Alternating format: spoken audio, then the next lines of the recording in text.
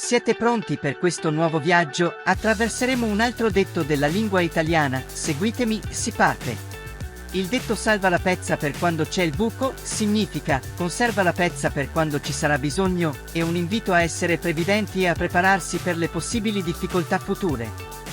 La metafora della pezza e del buco è molto efficace per trasmettere questo concetto. La pezza è un oggetto che può essere utilizzato per riparare un buco, in questo caso il buco rappresenta un problema o una difficoltà. La pezza è l'oggetto che servirà per chiudere o tappare quel buco. Questo modo di dire ci insegna che è importante essere preparati per quando si presenterà una difficoltà. Il proverbio ci insegna ad essere preparati in maniera da poter affrontare al meglio le difficoltà. Se abbiamo un lavoro precario è importante avere un fondo per le emergenze. In Sicilia questo proverbio è utilizzato in riferimento alla necessità di risparmiare denaro, viene spesso utilizzato per invogliare a risparmiare per gli acquisti futuri, può essere una macchina, una moto, una casa. E perché no anche una villa con piscina. Quindi risparmia più che puoi.